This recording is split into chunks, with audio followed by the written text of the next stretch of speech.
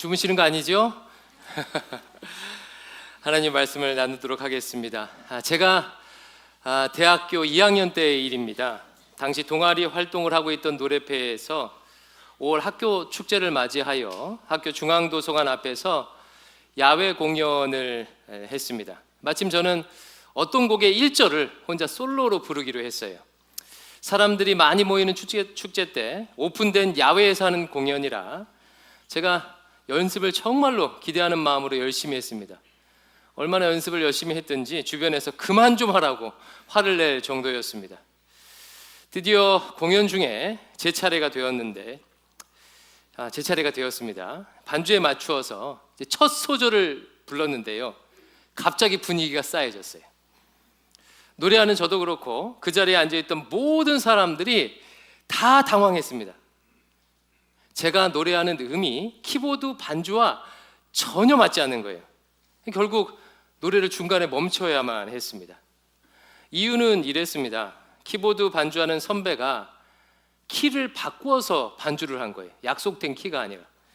저는 원래 약속한 키로 연습을 했고 무대에 올라가기 직전까지 마음속으로 그 키에 맞춰서 계속 음을 되뇌이고 되뇌기다가 올라갔습니다. 정작 반주는 전혀 다른 키가 나와서 이 불협화음이 된 거지요. 틀린 건 반주였지만 창피함은 온전히 제 몫이었습니다. 화려해야 할 저의 5월의 축제는 그렇게 회색빛이 되었습니다. 여러분, 제가 겪은 상황은 뭐가 문제였지요? 노력을 안 한 것도 아니고 노래를 잘 못 부른 것도 아닙니다. 정말 그렇습니다. 문제는요, 노래와 이 키가, 반주의 키가 서로 달랐던 게 문제예요. 서로 음이 조율이 안 된 채 공연을 했던 것이지요. 여러분, 그래서요, 음악을 하는 분들이 공연을 시작하기 전에 반드시 하는 일이 있습니다. 그게 뭐죠? 악기를 조율하는 거예요. 악기들이 서로 같은 음을 내도록 기준음에 맞추어서 조율을 합니다. 조율을 하지 않고 연주를 하게 되면 아무리 훌륭한 연주자가 연주를 하더라도 불협화음을 낼 수밖에 없습니다. 여러분, 우리 인생도 마찬가지입니다. 우리 삶도요, 수시로 조율이 필요해요. 인생을 살다 보면 자연스럽게 마음의 끈이 느슨해지거나 내 의도와 상관없이 인생의 기준점에서 벗어납니다. 특별히 힘든 일을 겪었거나 큰 유혹을 받게 되면 인생의 현이 기준음을 이탈하게 돼요. 그러므로 조율을 하지 않고 그냥 인생을 살게 되면 불협화음이 날 수밖에 없겠지요. 내 자신과 내가 불협화음을 내거나 가까운 주변 사람들과 불협화음을 내거나 하나님과도 불협화음을 냅니다. 이런 의미에서 새해를 맞이하는 이 순간 우리의 인생을 조율하고 시작하는 것은 아무리 강조해도 지나침이 없을 거예요. 그래서 오늘은요, 우리 인생을 한번 함께 조율하고 새해를 맞이하려고 합니다. 여러분, 그렇다면 어떻게 조율을 해야 할까요? 여러분, 악기를 조율할 때 어떻게 조율을 하죠? 기준음에 맞춰서 조율을 하죠. 보통 여러 개의 악기가 있으면 피아노의 라음을 기준음으로 합니다. 우리 신자들에게도요, 하나님께서 주신 라음과 같은 기준이 있습니다. 이것에 맞추어서 네 인생을 살아라, 내 인생이 이 방향이 되도록 여기에 기준을 두어라 라고 하는 것이 있다는 거예요. 대표적으로 오늘 본문이 이것을 보여주는데 같이 한번 큰 소리를 읽어보겠습니다. 4절 말씀, 이로써 4절 띄워주시겠습니까? 같이 읽어볼까요? 시작. 이로써 그 보배롭고 지극히 큰 약속을 우리에게 주사 이 약속으로 말미암아 너희가 정욕 때문에 세상에서 썩어질 것을 피하여 신성한 성품에 참여하는 자가 되게 하려 하셨느니라. 아멘. 이 말씀은요, 하나님께서 우리에게 원하시는 바를, 하나님이 우리에게 원하시는 바를 분명히 알려줘요. 하나님께서 우리에게 아름다운 약속들을 주셨는데, 즉 성경의 약속들을 주셨는데 그 목표가 뭔지를 가르쳐 줍니다. 그 목표가 신성한 성품에 참여하는 자가 되도록 하는 것이 목표래요. 여기서 신성한 성품이란 하나님의 성품을 의미합니다. 즉 하나님께서 우리에게 원하시는 것은 우리가 하나님의 성품에 참여하는 것입니다. 여러분, 이 부분에 밑줄을 그어 놓으십시오. 바로 이것이 베드로 사도가 가르쳐주는 우리 인생의 기준음이자 성경 전체가 가르쳐주는 기준음이에요. 하나님의 성품에 참여하는 것. 이것을 신학적 용어로 한 단어로 하면 이렇게 말합니다. 여러분, 뭐라고 할까요? 성화라고 해요. 성화. 하나님을 닮는 것, 성화. 성경과 기독교 교리는요, 우리를 향한 하나님의 목표가요, 성화라고 말해요. 여러분, 우리를 향한 하나님의 목표가 뭐라고요? 성화, 성화. 하나님을 닮는 것. 근데 중요한 것은 왜 인간을 향한 하나님의 목표가 성화인지를 아는 게 중요해요. 신학자들은요, 오랫동안 하나님께서 인간을 왜 창조하셨는지를 질문했어요. 여러분도 한번 생각해 보세요. 왜 하나님께서 굳이 인간을 창조하셨을까요? 하나님은 완전하시고 부족함이 전혀 없는데 왜 인간을 창조하셔서 이런 혼란스러운 과정을 겪으실까요? 애시당초 인간을 창조하지 않으셨으면 하나님께서 인간을 위해 십자가를 지실 이유가 없지 않겠습니까? 왜 창조하셨을까요, 인간을요? 신학자들은요, 그 대답을 사랑이신 하나님의 성품에서 찾습니다. 요한일서 4장 16절 상반절, 하나님이 우리를 사랑하시는 사랑을 우리가 알고 믿었노니 하나님은 사랑이시라. 요한일서는 하나님은 사랑이시라고 정의합니다. 여러분, 사랑은 어떤 속성을 가지고 있지요? 사랑은요, 가만히 있는 법이 없어요. 사랑은 활동하고 움직입니다. 사랑은 죽어가는 것에 생명을 공급하고 무인격에 인격을 부여해요. 마치 남녀가 서로 사랑하면 새로운 생명이 태어나는 것처럼 사랑은 언제나 생명을 창조해요. 하나님은 사랑이시기에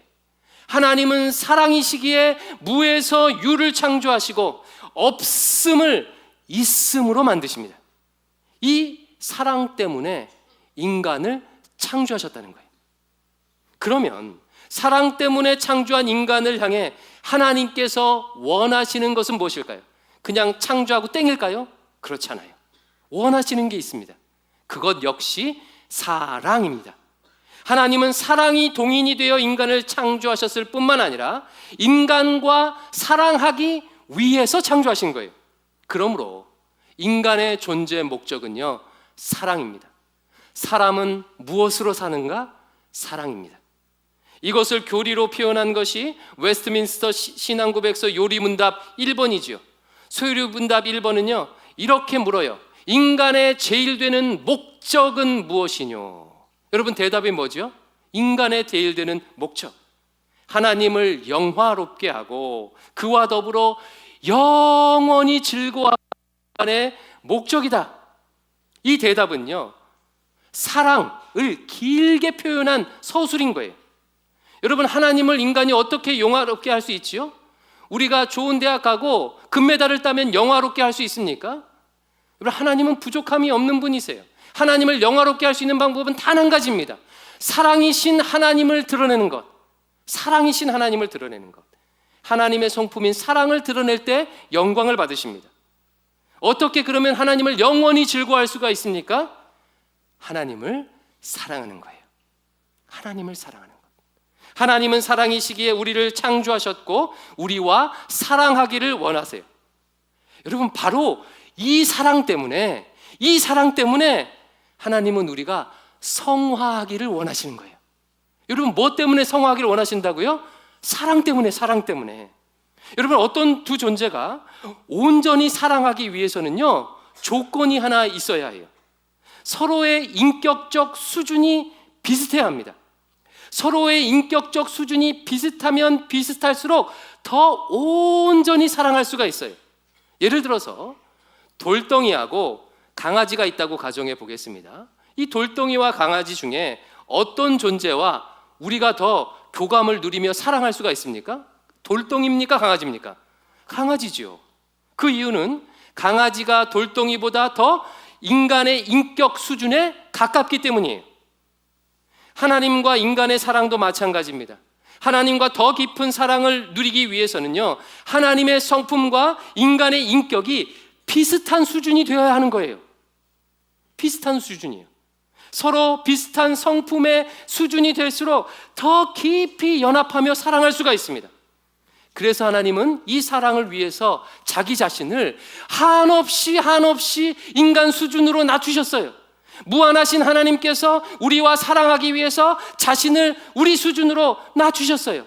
자신을 여호와라는 이름 안에 가두셨습니다. 역사라는 인간의 시간과 특별의 계시 안에 하나님께서, 존재의 근원께서 자기 자신을 가두셨어요. 낮아지셨습니다. 급기야 인간의 몸을 입고 오실 정도로 자신을 낮추셨습니다. 왜요?